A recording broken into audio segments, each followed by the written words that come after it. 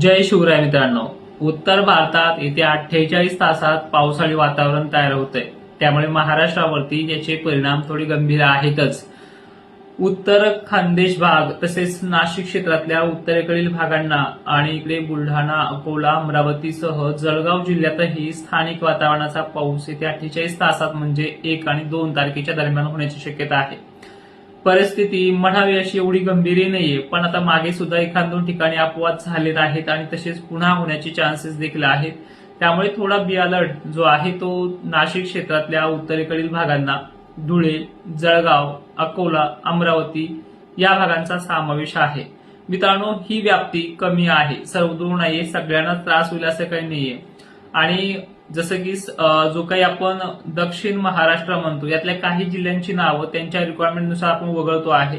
तो सध्या 1 महिन्याभर त्यांची नावं घेत नाहीये, पण तरी सुद्धा अहिल्यानगर, इकडे धाराशिव, बीड जिल्ह्यामध्ये वातावरण हे स्थानिक वातावरणाचं आज सुद्धा 31 तारखेला होणार आहे.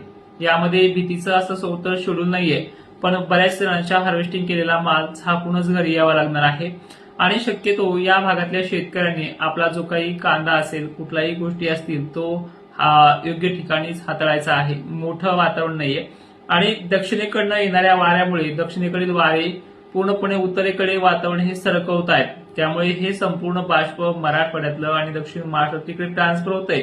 पण ज्या ज्या भागांमध्ये या सुद्धा मराठवाडा असेल, दक्षिण महाराष्ट्र असेल, जिल्ह्यांची नावं जर बघितली आपण, अहिल्यानगर, धाराशिव, छत्रपती संभाजीनगर, बीड जिल्हा, लातूर, जालना जिल्हा, त्यानंतर जो काही आपला अकोला वगैरे भाग आहे, या भागातल्या शेतकऱ्यांना विनंती आहे, त्या विशेष करून 2 तारखेला 1 फेब्रुवारी आणि 2 फेब्रुवारीला ज्या ज्या भागांमध्ये दुपारनंतर अति तीव्र गरमी लागेल, अति तीव्र गरमीमुळे थोडं असं अंगाला भाप वगैरे येणं आणि अशा प्रकारचं स्थानिक वातावरण बनण्याचे चान्सेस असलेल्या भागांनीच थोडं अलर्ट राहायचं आहे.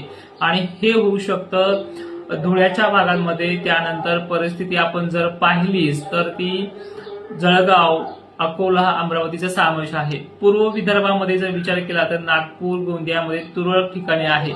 मित्रांनो, पूर्ण महाराष्ट्राची व्याप्ती जर विचारात घेतली तर मोठा धोका फक्त 1-2 ठिकाणी वगळता पुन्हा अलीकडे मराठवाड्यामध्ये आणि दक्षिण महाराष्ट्रामध्ये नाहीये.